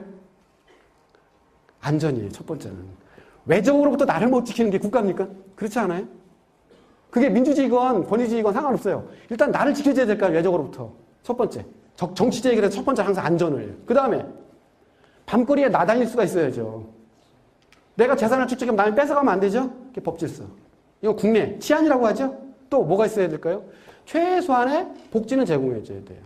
교육, 의료, 주택, 그 다음에 기반시설, 인프라라는 거 있죠? 이런 게 있어요. 그리고 또 뭐가 있어야 돼요? 자유, 인권, 이런 게 있어야 돼요. 이게 다 정치제예요. 정치제도화라는 건 뭐냐? 정치체제가 이런 거를 잘 공급해 줄 수 있도록 발전해가는 과정이, 이게 또 하나의 정치개혁의 목표예요. 근데 많은 사람들이 이걸 몰라요. 그리고 이거는 표가 안 나요. 정치민주화는 금방 표가 나요. 왜? 뒤집어 엎어지잖아요. 그죠? 그래서 정치민주화 중에서 선거민주주의는 있잖아요. 2년이면 돼요.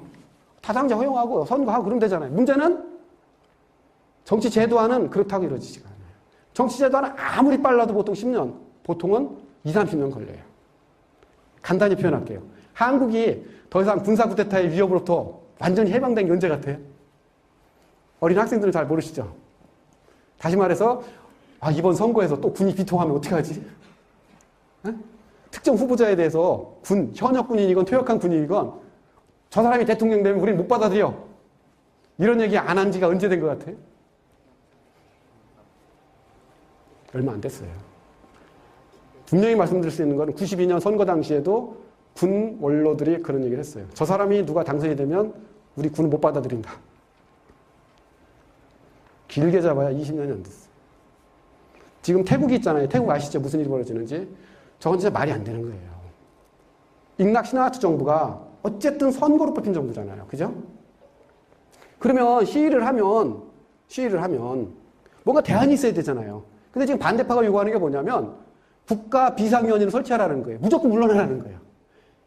그 CNN에서 어제 그저께 하는 걸 봤어요. 그 야당 지도자, 그 반대 세력 지도자 물어봤어요. 저 사람은 지금 현 정부는 국민이 선거로 뽑은 정부고 니네가 말하는 스테이트 카운슬이라는 비상 국가위라는 것은 국민의 위탁도 받고 아무거나 있는 게 말이 되느냐? 그러니까 말이 된다라는 거예요. 왜 말이 되느냐? 국민이 원한다예요. 그러니까 CNN 기자가 물어봤어요.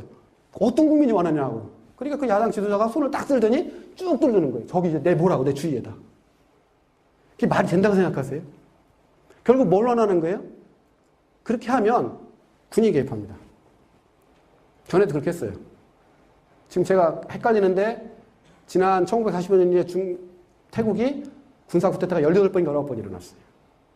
최근에도 2번 군이 개입한 적이 있어요. 그럼 정권 무너지고 국왕이 아예 그냥 됐어 하고 선거 다시 하는 거죠. 이건 말이 안 되는 거예요. 말이 안 돼요.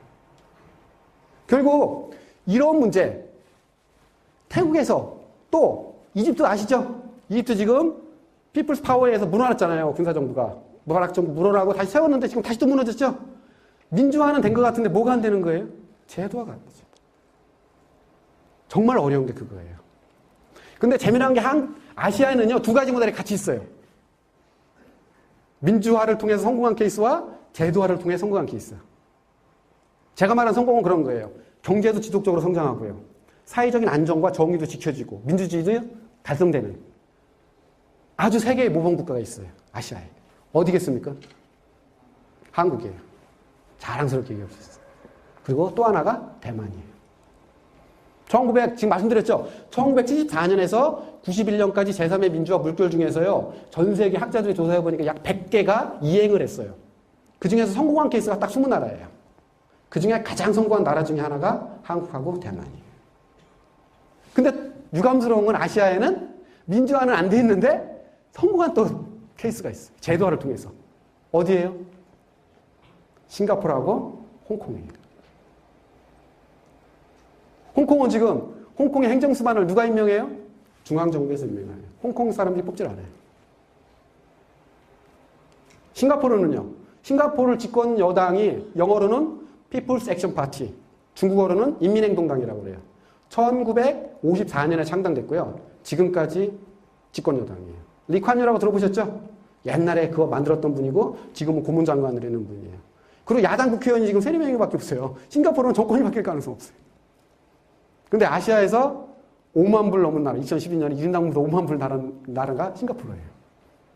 2012년에 1인당 무도 5만 불 넘었어요. 아시아에서 선진국 대우해 주는 게 일본, 홍콩, 싱가포르죠. 그런데 싱가포르는 조사하잖아요. 공무원도 부패 지수. 세계에서 부패가 가장 없는 나라. 행정력이 가장 높은 나라. 아시아에서 경제 성장률 가장 빠른 나라 중에 하나. 이게 싱가포르의 성과예요. 이 나라는 민주국가는 아니에요. 보통 연성 권위주의 국가라고 해요. soft authoritarianism이라고 불러요. 이 2가지 모델이 있어요. 그럼 중국은 처음부터 뭘 모델로 했느냐? 30년 전부터 싱가포르 모델로 합니다. 싱가포르. 특히 싱가포르는 지금 싱가포르 인구가 도시국가예요. 조그만. 인구가 530만이거든요. 인구의 80%가 화교예요. 즉 같은 중국계예요. 그래서 덩시아핑서부터 시작해서 지금 시진핑까지 이 중국 지도자들, 정치 지도자들, 그리고 지식인 다수가 원하는 중국 국가의 모델, 롤 모델은 싱가포르. 그리고 바로 싱가포르이 법치의 대명사예요. 근데 저기서 말하는 법치는요, 그 2가지가 있는데, 하나는 영미식 법치 개념이라고 그래요. 내용을 따지는 거예요. 즉, 법은 왜 존재해요? 우리의 권리를 보장시켜주는 거죠? 그래서 영미식 법치, 내지는 실제적 법치는요, 민주국가, 자유민주국가가 아닌 법치는 어불성설이에요.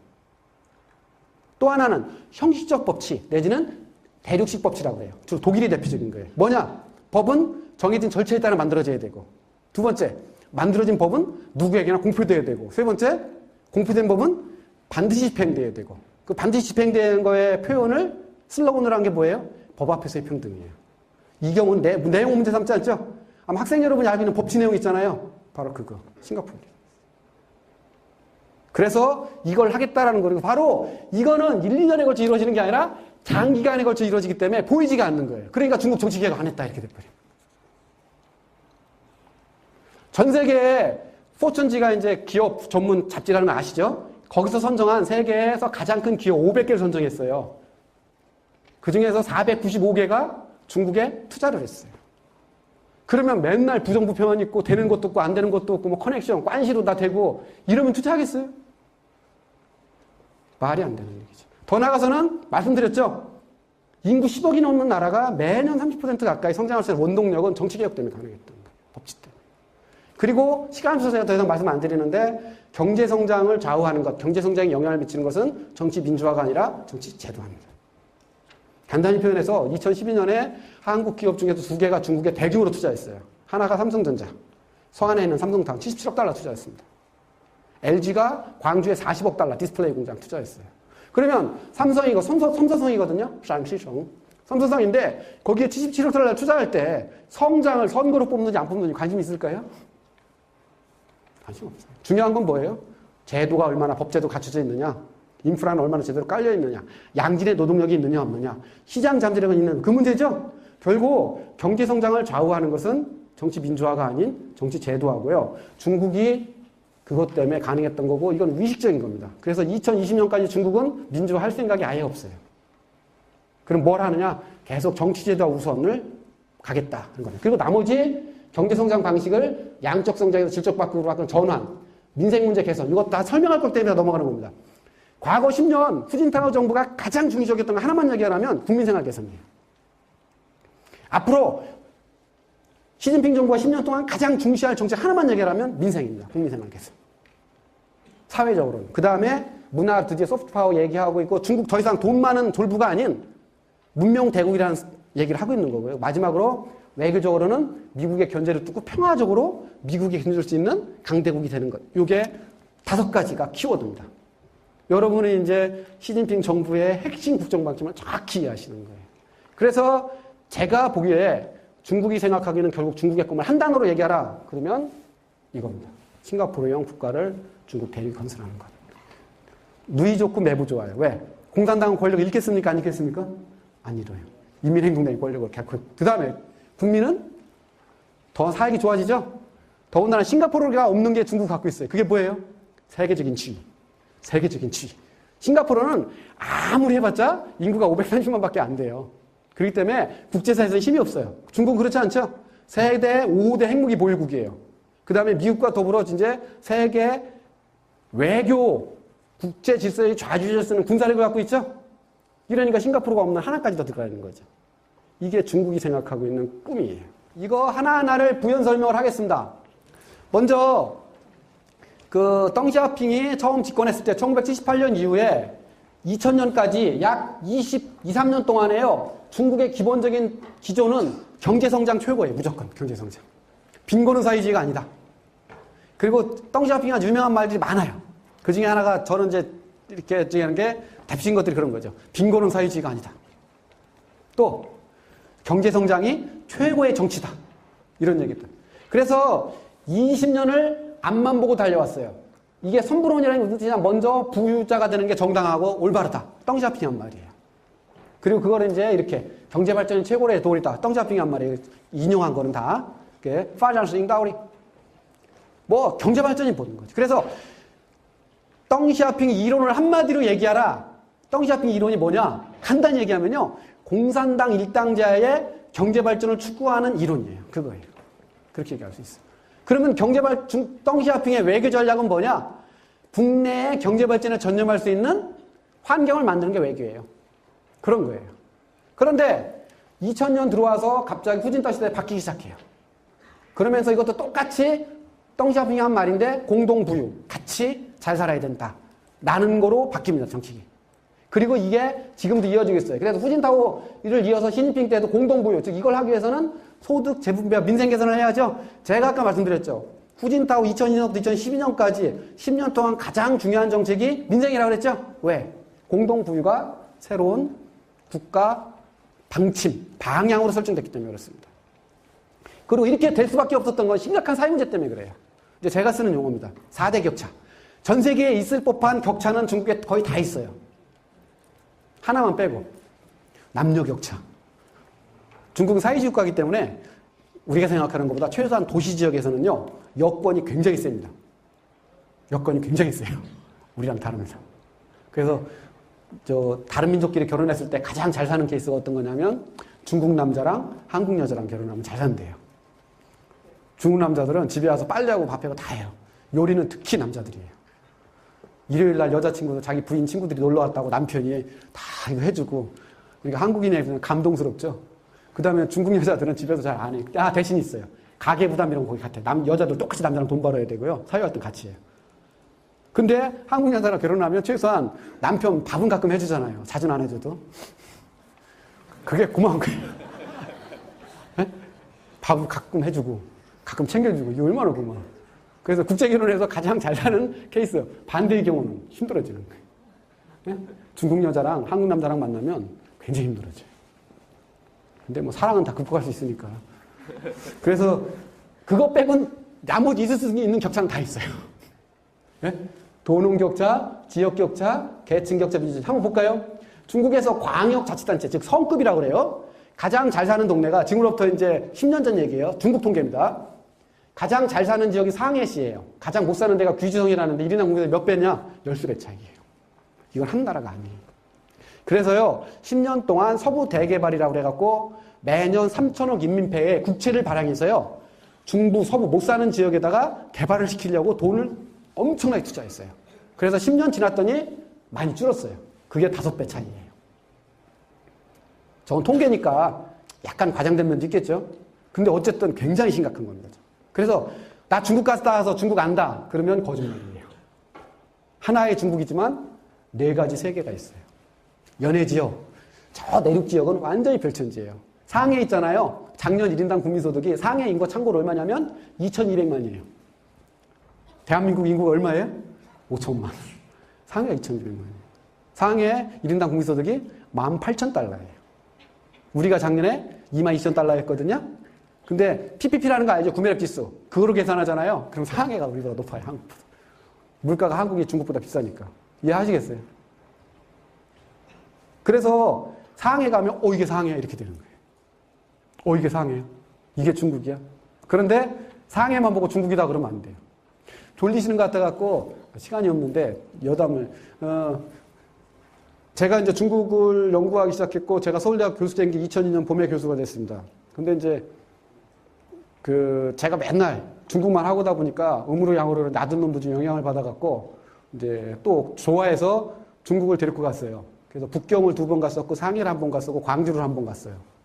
특히 상해를 갔을 때는 아들이 그러는 거예요. 이게 중국이냐고. 이게 도대체가 이게 중국이냐고. 혹시 가본 학생들 있어요. 그리고 그때 저희 어머니 제가 서울대 교수였지만 어머니 중국을 못 모시고 가고 그때요. 칠순을 겸해서 어머니 상해를 모시고 갔어요. 어머니 모시고 갔으니까 잘해줬겠어요? 못했겠어요? 저는 중국 갈 때는 중국 딱 도착하는 순간서부터 가급적 중국말 쓰고요. 그리고 단체행 이런 건 안 해요. 이거 중국 정부자의 자존심이에요. 그래서 제가 다 해갖고. 근데 아들놈이 그러는 이게 중국이냐. 이거 큰일 나겠어. 이거 잘못 이해해. 그래서 서안을 갔어요. 서안이 어디신지 진시황리에 있는데. 그리고 그때는 전략을 완전히 바꿨어요. 어떻게 바뀌었느냐. 거기서 서안도 볼 거 무지하게 많잖아요. 그죠? 옛날 당나라 수도이면서 진시황의 수도였던 거 단체행으로 들어갔어요. 그 단체행을 어떤 단체행이냐? 중국 단체행으로 들어가 버렸어요. 한국 단체행이 아니에요. 그리고 거기는 중국 단체형으로 우리 들어가도 이상하게 사는 사람 아무도 없어요. 왜요? 그냥 조선족이겠구나요. 조선족이겠구나. 중국어를 하니까. 그리고 생긴 게 똑같잖아요. 그래서 그 차 안에 들어갔어. 차 안에 똑같이 1인당 주고. 근데 가이드는 알아요. 그 가이드는. 어떻게 하느냐. 호텔이 중국인이 묵는 호텔이 아니에요. 그러니까 가이드는 우리 픽업할 때 바로 알아차려요. 근데 그런가 보다 하죠.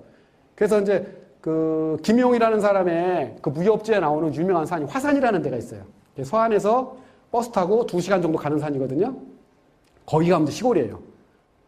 갔는데 아들내미 화장실을 못 가요. 왜? 문이 없어요. 화장실에 문이 없어요. 밥을 못 먹어요. 너무 냄새가 나고 그러니까. 근데 그게 똑같은 중국이에요. 일부러 했어요. 성공했어요. 다음은 중국 안 간대. 그게 중국이에요. 그래서 나 장가게 한번 갔다 왔다, 어디 한번 갔다 왔다, 그러면 왜곡할 가능성이 더 많아요. 그게 그대로 표현되는 거예요. 이건. 상해하고 다른 데랑은 21세기와 1960년대가 같이 있어요, 지금. 그게 중국이에요. 그게 또 다른 걸로 하더라도, 디니게스라고 들어보셨죠? 불평등지수. 0은 절대평등, 1은 절대불평등. 중국 정부가 있잖아요. 작년 1월 달에 갑자기 발표했어요. 0.47이다. 7년 동안인가를 도시와 농촌을 아우르는 지니게스를 중국 정부가 발표를 안 했어요. 왜 안 했느냐? 발표도 안 믿어, 아무도. 그런데 갑자기 도시와 농촌을 총괄하는 진위계수를 0.47이라고 발표했어요. 왜 발표했느냐? 서남대학이라고 서안에 있는 대학이에요. 재정대학의 한 연구소, 중국 인민은행과 같지만 연구소에서 했잖아요. 2010년 자료를 갖고 상세하게 분석을 해서 했더니 진위계수 0.6이 나와버린 거예요. 0.6이면요. 전 세계에서 가장 불평등한 나라 중에 하나예요. 그래서 발표한 게 0.47이에요. 우리는 그래도 평등하다. 저 정도는 아니다 그래요. 굉장히 심각한 겁니다. 참고로 한국은 얼마예요? 통계청에서 발표한 게 한 3주 전인가요? 해프닝이 있었어요. OECD 방식으로, 그러니까 진위계수를 작성하는 방식에 시간에서 얘기 안 하는데 다양한 방식이 있는데요. OECD 방식으로 딱 했더니 0.35가 나왔어요. 그 전 방식으로 하면 0.31이 나와요. 그러니까 통계청이 우리 그렇게 높지 않다. 높아요. OECD 34개 국가 중에서 밑에서 6번째예요. 지금 한국 분배 문제 심각한 겁니다. OECD 국가 중에서. 그래도 0.35면 굉장히 높은 거거든요. 근데 이거에 비유하면 아무것도 아니죠. 참고로 한국의 지역격차는 중국은 지금 공시통계로 5배 정도인데 한국의 지역격차는 3배에서 3.5배 차이가 납니다. 그것도 이제 1인당 가구소득이냐 또 가처분소득이냐 1인당 주민소득이냐에 따라 달라요. 통계청에 다 있습니다. 그 자료가. 1인당 주민소득으로 놓으면 가장 잘 사는 광역자치단체가 한국에서 어디예요? 울산입니다. 1인당 주민소득. 가장 못 사는 데가. 추측해보세요. 어디 것 같아요? 대구입니다. 3.5배 차이 납니다. 대구가 달러 베이스로 한 15,000달러 정도 되는 걸로 알고 있고 울산이 아마 45,000달러 정도 될 거예요. 서울은 약 4만 달러입니다. 그래서 여러분들이 서울서 사신다라면 여기서 살다 미국 가도 별로 감동이 없어요. 서울서 살다 미국 가면 불편해. 인터넷도 안 되고 뭔가 비싸기만 하고 별로 감동이 없는 게 이 서울만 하면 이미 4만 불 수준이 되기 때문에 별로 어디 가도 감동이 없는 거죠. 그런 특히 농촌이 심각해요. 그래서 3가지 농민, 농업 이게 중국 통계인데 가처분소득, 1인당 국민소득과 다른 개념이에요. 했더니 개혁개방 막 시작할 때 1.3배였었죠. 그런데 이렇게 늘었어요. 다른 거 여러 가지 포괄하잖아요. 그럼 6, 7배 차이가 나요. 즉 농촌에서 태어났다는 이유만으로 여러분이 도시민에 비해서 6, 7배 차이가 난다. 그럼 있겠어요? 안 있죠. 중국 안 있어요. 노동인구의 대부분이 중국 농촌에서 도시로 올라왔어요. 그들이 누구예요? 농민군. 근데 문제는 뭐냐? 우리나라는 없는 건데 중국에 있어요. 각자 호적이 농촌 호구냐 도시 호구냐에 따라 달라져요. 그러면 농촌 호구, 내가 농촌 호적을 갖고 있는데 도시 와서 산다. 그럼 어떻게 되느냐? 이주 노동자랑 똑같아요. 도시민한테 주는 혜택을 못 받아요. 가장 심각한 혜택이 뭐냐면 내가 농촌에 있는 30살 먹은 부부예요. 애가 7살짜리 하나 있죠? 8살짜리. 도시에 올라오잖아요. 학교를 못 보내요. 또 아파도 의료보험이 없어요. 말도 안 되는 거예요. 이게. 그런 문제 속에 있는 게 2억 5천이에요. 이거 사회지구 이런 걸 떠나서 도시이기주의예요. 이게 2억 5천이에요. 심각한 문제입니다. 심각한 문제. 그러다 보니까 진위계수가 그렇게 넘고 도시에서 저런 문제가 있다 보니까 중국에서 만든 영화예요. 준지수 수지엔 집단소유 사건. 중국 정부에서 2005년 공식적으로 발표를 안 해요. 왜? 너무 많다고.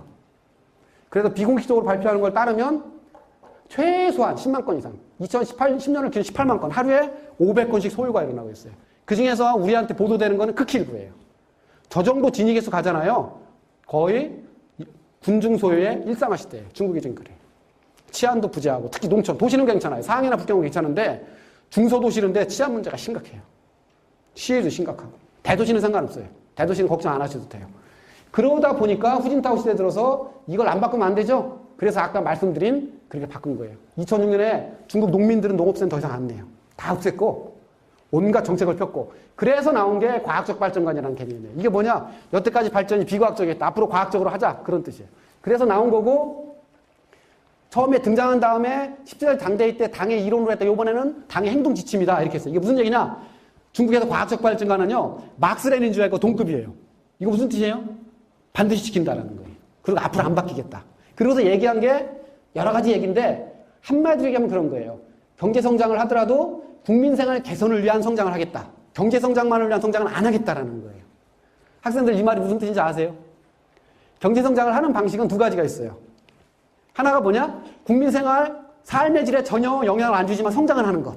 간단히 표현하면 그런 거예요. 고속도로 팍팍 깔아요. 대규모 건물 막 져요. 문제는 고속도로에 차가 없어요. 건물에 사람이 없어요. 평양시내 보세요. 평양시내 겉으로 보면 엄청나죠? 근데 거기에 과연 그게 평양에 사는 사람들의 삶에 얼마만큼 영향을 주느냐는 거예요. 이거 얼마든지 가능해요. 지방자치단체 많았잖아요. 경전철 깔고 부동산 개발하고. 즉 삶의 개선에 전혀 안 되는 발전을 중국이 지난 20여 년 동안 했다는 거 안 하겠다라는 거예요. 그럼 어떻게 하겠다는 거냐? 그런 거예요. 똑같은 국가 예산인데요. 기반시설 까는데 하면 GDP 성장은 되는데 삶의 질은 없어요. 근데 삶의 질을 높이는 방법이 있어요. 여러분들 학생들 열심히 공부하라고 장학금 팍팍 주고, 취업하시는 여성분들 가사 내지는 육아 부담 없애라고 타가서 전국에 쫙 깔아지고, 지금 마을 문고 있잖아요. 형편없어요. 거기에 가장 좋은 책들 다 가서 넣고, 그러면 성장률이 하나도 안 잡혀요. 그러나 삶의 질은 어때요? 좋아지죠? 결국은 이 균형을 맞춰야 되는 거예요. 앞으로 그렇게 하겠다는 거예요. 그렇게 해서 나온 게 제가 분석해 보니까 과학적 발전관에 따른 게 세 가지 발전 방식이에요. 아까 말씀드린 전환이라는 게 바로 이게. 여태까지 중국의 성장이 어떻게 했느냐요? 데리다 투자한 거예요. 투자했던 거예요. 수출했던 거 앞으로 그렇게 안 하겠다는 거예요. 실제로 이게 10년 전부터 이렇게 됐고요. 그러면서 확대되고 있어요. 그러니까 경제성장이 국민한테 혜택을 가야죠. 국민을 돈 쓰게 하는 방법 여러 가지가 있는데 그 중에 하나가 있어요. 그런 거죠. 여러분, 학비 걱정할 거 없어. 국가가 다 내줄 거예요. 또 의료비, 노후 대책비 국가가 다 내줄 거예요. 이걸 통칭하여 뭐라고 그래요? 사회복지 정책이죠. 사회복지 정책을 국가가 해주면 돈 있죠, 여러분요. 그런데도 돈을 붙들고 있겠어요? 아니, 쓰죠. 그런 거예요. 그런 거. 그리고 돈 있으면 어떻게 돼요? 유효 구매력이 생기잖아요. 그럼 경제가 살아나고 중국이 그 순환을 하겠다는 거예요. 이게 이제 어떤 거로 표현되느냐면 2002년 후진타오 정부가 막 들어섰을 때 무역 의존도라는 말 아세요? GDP에서 수출입이 차지하는 비중이죠. 한국은 무역 의존도가 얼마나 됩니까? 한 1조 3천억 중에서 수출입이 차지하는 비중이 얼마예요? 들어보셨을 거예요. 1조 달러를 넘었다고 그래요. 무역 의존도가 95%예요. 그러니까 한국은 현재의 경제 구조를 유지하는 한 FTA를 할 수밖에 없어요. 선진국 중에서 무역 의존도가 높은 나라가 독일 같은 나라. 미국은 대개 20%대의 무역 의존도. 일본은 20%에서 30% 그 사이. 생각보다 일본도 무역 의존도가 높구나. 옛날에도 일본 같은 경우 무역 의존도가 10%대였던 데가 있어요. 중국은 후진타오 막 집권했을 때 있잖아요. 무역 의존도가 몇 퍼센트? 70%였었어요. 이렇게 큰 나라가 무역 의존도가 높으면 안 돼요. 무역 의존도가 높다는 건 무슨 뜻이에요? 다른 나라에 영향을 받는다는 거죠. 그래서 이걸 하기 시작해갖고 지금은 무역 의존도가 한 40%도 떨어졌어요. 그러면 무역 의존도의 수출이랑 합친 거죠. 그러면 수출만 하면 GDP에서 한 20% 차지하잖아요. 그러니까 20% 정도니까 2008년 하반기 세계 금융위기 왔을 때 중국이 덜 흔들렸던 거예요. 만약 80년, 1990년대 말이나 2000년대 초 무역 의존도가 7, 80% 됐을 때 세계 시장이 위축됐다. 그러면 중국은 어떻겠어요? 심각해지는 거죠. 근데 선제적으로 하늘이 도운 건지 어떤지 모르겠는데 어쨌든 그래요. 이 정책이 먹히고 있는 거고 이것 때문에 더 이상 외국 기업들이 돈 갖고 오는 거 원치 않아요. 삼성전자, LG, 그 다음에 현대자동차 요번에 그 산동성 위해라는 데서 연구소를 세워요. 남양연구소에 있는 현대자동차 요새는 전제 조건이 뭐냐면 기술 갖고 오라는 거예요. 제가 알기로 우리나라 대기업 다 전제 조건을 동의해서 투자가 됐어요. 그렇지만 투자 허가를 안 내줘요. 어떤 거예요? 중국의 국내 시장을 니네들이 들어와서 마켓쉐어를 높이는 조건 기여를 하라는 거죠? 그게 기술이라는 거예요. 이게 가능했던 이것 때문에 그렇습니다. 그 다음에 균형발전. 균형발전에 도농 동시발전하고 지역균형발전. 지금 중국의 3대 광역 경제권이 있어요. 경제 전쟁이 지금 내부적으로 벌어지고 있어요. 이런 정책을 하고 있습니다. 이 지속 가능한 요 세 개고요. 그 다음에 사회는 아까 말씀드렸죠? 그렇게 격차가 많으면 안 돼. 그럼 부조화죠? 난 하모니어스죠? 하모니어스 소사이어티. 조화사를 만들겠다. 그래서 나온 게 민생 개선이고요. 중국 지도부는 입만 열면 민생. 그리고 민생 개선을 하기 위해서 빈부격차, 이게 중점 정책이고 취업 이런 거 4대 민생 과제. 우리랑 똑같죠? 그 다음에 이거 한번 예를 들어볼까요? 중국의 인구가 13억 6천이라고 그랬죠, 작년으로. 매년 진출하는 신규 노동력이 몇 명이냐면 2천만 명이에요. 2천만 명. 여러분이 공산당 지도부야. 국가 지도자야. 첫째 고민이 뭐겠어요? 2천만 개 일자리 어떻게 만드냐. 2천만 개 일자리. 우리랑 차원이 다르죠? 그 2천만 명 중에서요, 작년 대졸자가 몇 명인 줄 아세요? 중국 대졸자가? 710만 명이. 700만 명이 대학을 졸업하고 있어요. 그중에 500만 명 정도가 중고등학교 정도, 즉 기술학교 정도. 나머지는 한 800명 정도는 학력이 초등학교 정도밖에 안 돼. 일자리를 마련했지. 어떻게 마련했지. 그리고 그 700만 명의 대졸자 중에서요. 졸업해서 일자리를 바로 잡는 게 한 500만 명 정도예요. 나머지 한 150에서 200만 명, 100만 명 정도는요. 일자리를 못 잡고 있어요. 중국에서 혁명이 일어난다면 저는 그들이 할 거라고 봐요. 그리고 중국은 등록금이 없는 게 아니에요. 다 있어요. 지금 다시 다 있어요. 그러니까 진짜 농촌에서 어렵게 해서 대학 보냈더니 졸업하자마자 실업자예요. 따라서 민생의 첫 번째는 일자리 제공이에요. 여러분이 지금 가장 바라는 게 뭐예요? 일자리입니다. 일자리. 양질의 일자리. 양질의 일자리라는 건 뭐예요? 안정적으로 보장이 될 뿐만 아니라 생존이 아닌 생활을 할 수 있는, 그러면 자기 발전할 수 있는 직업. 양질의 일자리죠? 저도 학교에서 학생들을 가르치는 입장이에요. 제가 가르치는 학생들, 대학원에서 가르치는 가장 중요한 목적은 뭐예요? 기업이 써줄 수 있는 인재를 양성하는 거예요. 중국 전문가를 키우는 거죠. 여러분도 그걸 거예요. 중국 동일합니다. 그런데 2천만 명의 일자리 다 줄 수는 없어요. 그럼 안정고용이 되잖아요. 그죠? 근데 그거 말고요. 신규노동 2천만 명 말고 농촌에서 도시로 오는 사람, 또 도시 실업자도 또 있잖아요. 이거 하면 1년에 중국이 만들어내는 일자리는 우리가 생각하는 그런 것보다 훨씬 많아요. 그중에서 특히 2천만 명 일자리 중에서 1,000만 개는 해결해야 된대요. 그래야 사회가 안정적으로 유지된대요. 그 1,000만 개 일자리를 만드는 게 필요한 성장률이 몇 %냐? 그게 7%예요. 그래서 중국은 항상 7%, 10% 하는 이유가 보통 1%에서 경제성장이 120만 개에서 130만 개 일자리를 만들어요. 그러니까 민생 문제가 중요할 수밖에 없어요. 마찬가지예요. 주택 문제 굉장히 심각합니다. 한국도 심각해요. 저도 집 없어요. 별로 살 생각도 없고. 아니, 살 거예요. 너무 힘들어, 이사 다니기가. 너무 힘들어. 너무 힘든데 중국도 그래요. 정말 비싸요. 북경상 이런 대도시 있잖아요. 한국보다 더 비싸요. 그래서 중국은요. 국민주택이랑 똑같아요. 우리랑. 저가로 해서 보급해주는 주택이 있어요. 몇만 채씩 보급하는 줄 알아요? 1년에? 400만 채에서 500만 채를 보급해요. 500만 채. 그러면 국가에서 한다. 그러면 어떻게 집행하느냐? 그런 거예요. 할당을 하는 거예요. 이건 중점 정책이다 그래서 할당을 하면 여기가 지금 어딘지 모르겠는데 종로구인가요? 그럼 종로구가 1년에 필요한 주택으로 국민주택으로서 1,000채를 할당받았다. 그러면 구청장은 어떻게 해야 되는 거예요? 무조건 예산 중에서 1,000채를 무조건 해야 돼요. 안 하면 1년 인사국가 할 때 면제시켜버려요. 중점 정책은. 그렇게 해서 1년에 500만 채씩 지금 확대하고 있어요. 그래도 힘들어요.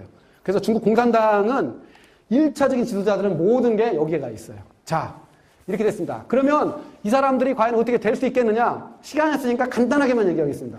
중국은 있잖아요. 연령 이 땅 이렇게 해서 지도자를 이렇게 구분해요. 들어보죠? 마오쩌둥. 중국 혁명을 일으킨 사람들.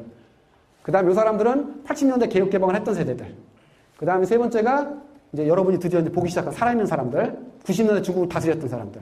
이 사람들이 2010년까지 다스렸던 사람들. 이 사람들이 5세대 지금 지도자들입니다. 1950년대생들. 그런데 여기 7명. 시간 있으면 제가 어떻게 운영되는가 말씀드리겠는데 시간이 없으니까 그러면 지금 중국을 또 2020년까지 중국을 통치할 지도자들은 어떤 사람들이 5세대들은 연령은 50대예요. 50대. 그리고요. 중국은 그럼 왜 노인네들이 정치에서 안 하느냐? 68세, 만 68세가 넘어가면 국가 최고직에서 무조건 은퇴해야 돼요. 여기 아이고 죄송합니다. 보실래요? 임명 당시 나이 가장 많은 사람이 몇 살이에요? 67세죠? 67세예요. 이게 마지노선이에요. 그래서 10년 단위로 해서 중앙에서 지방까지 싹 교체돼요. 그리고 최고직은 67세, 그 다음에 성급은 62세. 넘어가면 다 물러나야 돼요. 이래서 피가 빨리 순환이 되는데 지금은 50대. 그러니까 지금 딱 60살 요쯤 되는 사람들이고 전국을 다스리는 사람들이 50대. 그 다음에 문화대혁명 당시에 이 사람들은 중학교, 고등학생이었었는데 꽃밭에서 큰 사람이 아니라 엄청난 오지에서 고생했던 사람들이에요. 지금 지도자들이. 시진핑이라는 사람은 저기 그 사람 고향이 섬서성이에요. 그 연안이라는 데 혁명 근거지라는 들어보셨죠? 거기서 한 100km 정도 떨어진 데에서 16살 때부터 7년간 토굴에서 살았던 사람이에요. 노동자라더라 거기 있는 농민들하고 똑같이 일하면서 빈대에 물려서 도망치기도 하고. 리커창만 시진핑만 그런 게 아니라 지금 중국을 통치하고 있는 대부분의 지도자들이 그런 식의 엄청난 경험을 했던 오지에서 그러면서 이 사람들은 중국이 입학시험이, 대학교 입학시험이 문화대혁명 때 없어졌다가 부활하는 게 1977년이거든요. 그때 대학을 들어와요. 시진핑은 늦게 들어가요. 나이가 늦게 먹어서. 대학을 들어와서 그 다음에 개혁개방을 시작하면서 막 중간 간부로 시작하는 사람들이에요. 이런 특징이 있어요. 그래서 이 사람들은요, 혁명과 전혀 관계없어요. 혁명. 다 혁명 후에 태어난 사람들이고. 그 다음에 개혁개방의 지도자다. 이게 무슨 뜻이냐면 굉장히 중요한 겁니다. 여기 한번 볼까요? 시진핑에 제가 양력을 제가 써놨는데, 청와대학을 나와서 장교로서 근무한 다음에, 그 다음부터 이제 복고부터 23년 일을 시작한 게 복건성. 복건성이 어떤 거냐? 대만 옆에 있는 거예요. 그 다음에 절강서 바로 위, 상해. 해갖고 중국 개혁개방을 이끌어가는 연해 지역에서 23년을 지도자로 일했던 사람이에요. 이게 무슨 말이냐면요. 시장 경제, 혁신 이런 거를 몸으로 배운 사람이에요. 그걸 믿는 사람들이에요. 책 속에서 배운 사람들이에요. 이런 게 특징이에요. 그 다음에 인문사회형 지도자들이다. 이게 이제 기본적인 특징이고, 그러다 보니까 중국의 지금 5세대 지도자들은 제가 분석해보니까 이런 세 가지 특징이 있어요. 제가 이게 오늘 말씀드릴 두 번째 얘기. 첫 번째로는 정치적으로는 이 사람들은 사회주의자. 무슨 말이냐면요. 자유민주주의 체제에 대해서 동경하거나 그게 중국에 필요하다고 생각 안 해요. 전에는 어땠느냐면 이전 세대들은요. 그런 얘기를 해요. 아, 중국도 민주화가 좀 필요한데, 민주주의가 필요한데 중국은 조건이 안 됐다 그래요. 네? 중국 조건론이에요. 그게 뭐냐? 아, 중산층도 좀 부족하고 시장 경제도 덜 발달했고 국민의 의식 수준이 낮고 그래서 민주주의 안 돼. 이게 옛날 얘기예요. 지금은 무슨 얘기하는 줄 알아요? 중국보다 더, 중국의 정치 체제보다 더 경제 상정과 사회 안정을 이룰 수 있는 정치 체제에 있으면 가르쳐달라. 그런 얘기를 해요. 작년에 중국에 한참 유행했던 유명한 얘기가 있어요. 상해는 뉴욕을 부러워할 필요가 없다. 마찬가지로 중국은 미국을 부러워할 필요가 없다. 뭐와 관련해서? 성과와 관련해서, 퍼포먼스와 관련해서. 그거예요. 이게 당당해요. 이게 옛날에 싱가포르 엘리관유라는 분이 싱가포르에 대해서 저 독재체제다 할 때 맨날 했던 얘기예요. 싱가포르 니네가 우리 독재체제라고 하는데 그럼 니네 청렴도, 투명도, 성장률, 개방도 우리보다 더 높은 건 내놓으라는 거예요. 이게 지금 사람들이에요. 그래서 밑으로부터 떠밀리기 전에는 아마 민주화 안 할 거예요. 법치 아까 말씀드렸죠 제가요. 계속 할 겁니다. 근데 지금 보면 중국에서는 민주주의 요구가 거의 없어요. 간단한 겁니다. 민주주의를 하려면 시간이 없네. 요것만 얘기하고 팍팍 넘어갈게요. 민주주의를 원한다로 하면 두 가지를 전제로 삼아야 돼. 하나가 뭐냐? 대안이 있어야 돼요. 지금 현재 중국에서 우리 80년대 한국 같은 경우는 집권 여당 말고 야당이 있었죠? 대안이 있어요. 중국에서는 공산당 말고 대안이 있어요? 없어요? 없어요. 중국 공산당원이 지금 몇 명이냐면요. 8,600만 명이에요. 8,600만 명. 중국의 엘리트들은 다 당원이라고 보시면 돼요. 그걸 대체할 수 있는 대안이 없어요. 두 번째, 대안은 설사 있을지라도 민주화되면, 즉 다른 당이 집권을 하면 더 나아질 거라는 믿음이 있어야 돼요. 근데 학생 여러분이 보시기에 다른 당이 집권했을 때 저 13억의 인구를 갖고 연 10% 성장할 것 같아요? 어때요? 보장이 있어요? 없어요. 없어요. 그렇기 때문에 더군다나 지금 민주주의 퇴적이에요. 전 세계적으로. 민주주의 퇴적이에요. 이런 상황이기 때문에 그러니까 지도부들이 더 당당해지는 거예요. 본인도 그렇게 믿고 있는 데다가 그 다음에 경제는 아니에요. 아까 말씀드렸죠? 완전히 개혁 지도자입니다. 이 사람들은. 혁신 얘기하고 있고요. 한국보다 제가 볼 때는 훨씬 더 해요. 이 정치 지도자들이 시장 경제에 대한 이해도, 세계화에 대한 이해도, 경제 운영에 대한 경험. 자, 지금 6세대 지도자들이 지금 크고 있어요. 6세대 지도자 6세대 지도자, 장관급 6세대 지도자가 11명 있어요. 60년 출생이에요. 제가 64년생이거든요. 근데 지금 이미 총서기 후보와 총리 후보가 선출이 됐어요. 정치국원이에요. 총서기 후보는 누구냐? 광동성에 있는 당서기인 후춘하라는 사람이에요. 북경대학교 출신이에요. 수재라는 사람이에요. 63년생이에요. 광동성 인구가 얼마예요? 1억이에요. 그럼 이 사람은 여기 광동성 중국 경제에서 가장 발달한 지역이죠? 1억을 지금 통치하고 있어요. 그 전에 어디에 드느냐? 내몽고 성장에 있어요. 내몽고는 중국에서 가장 못 사는 동네 중에 하나죠? 그럼 그 전에 어디 있었냐? 티베트라는 데서 20년을 지냈던 사람이에요. 그래서 별일 없는 이 사람이 5년 후에 정치국 상무위원회 진업할 거고요. 그 다음에 5년 훈련 다시 한 다음에 2022년에 총서기가 될 거예요. 바로 그런 사람입니다. 국가를 다스리기 전에 시진핑도 있잖아요. 아까 보셨죠? 총석이가 정치국 상무위원이 되기 전에 했잖아요. 복건성, 절강성, 상해. 나라들이에요. 규모가 다. 그런 걸 3번을 자세히 봤던 사람. 리커창은요, 정치국 상무위원에 올라오기 전에 장관급 직위를 4번을 역임했어요. 이런 면에서 하루아침에 벼락출세하고 이런 사람은 절대 없어요. 그 다음에 마지막으로 국가 이런 거에 대해서 굉장히 강해요. 이걸 종합하면 보수정치, 시장경제, 실용외교 요 3가지가 나타나는 리더십이고 저는 능력이 있다고 봐요. 그럼 마지막으로 어떻게 될 것이냐?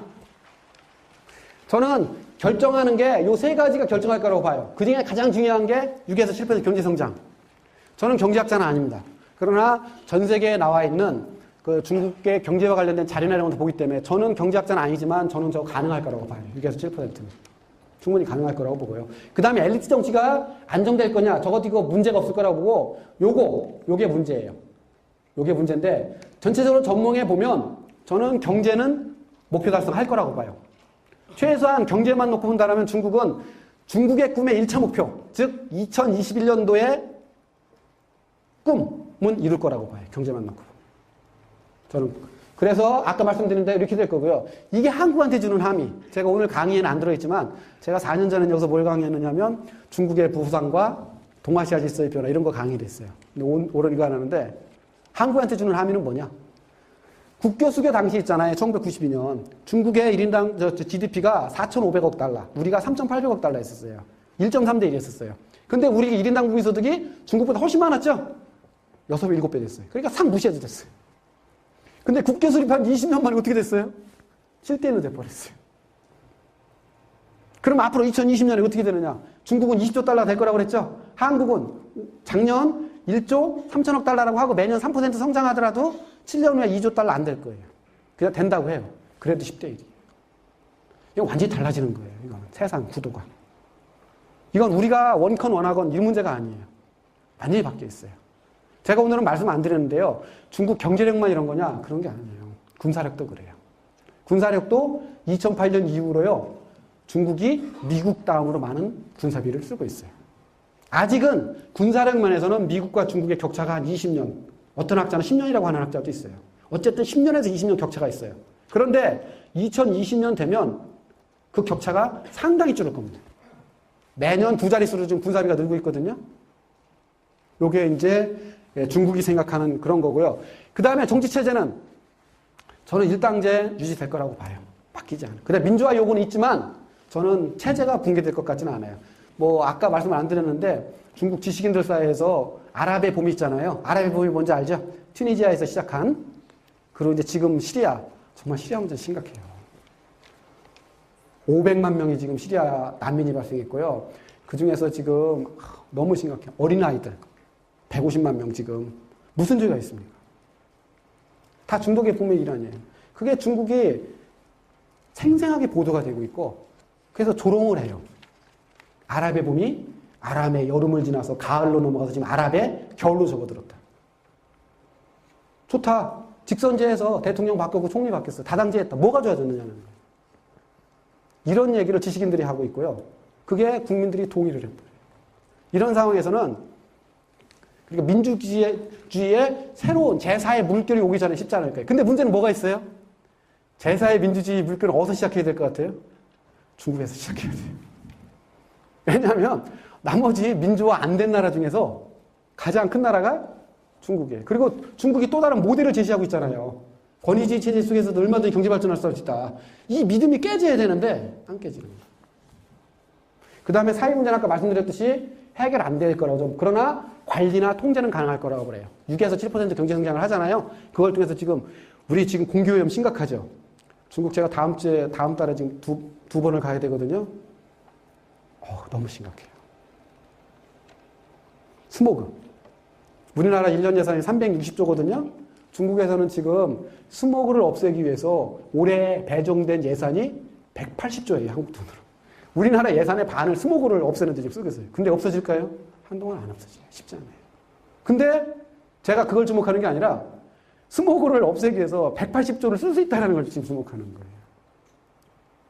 무슨 말이냐면 사회 문제 심각한 환경 문제 심각하지만 경제 성장이 지속되고 외환보고를 갖고 있고 이런 상황에서는 폭발하지 않게 관리는 할 수 있어요. 해결은 못 하더라도. 그게 제가 보는 판단입니다. 결국 외교는 이렇게 될 거예요. 그래서 저는 아직 G2라고 안 해요. G2라는 무슨 뜻이에요? 그룹 오브 2라는 뜻이죠? 세계를 미국과 중국이 주도하는 저 동의 안 해요. 아직 중국 거기까지 못 갔어요. 그러나 2020년 되면 G2가 맞아요. 강대국만을 놓고 보면 저는 중국과 미국이 같이 주도해가는 시대가 2020년쯤에 올 거라고 판단해요. 이게 제 판단입니다. 자, 그리고 마지막으로 오늘 제가 말씀드린 거는 이 책의 10분의 1을 말씀드렸습니다. 그래서 10분의 9가 궁금하시면은 사보시길 바라고요.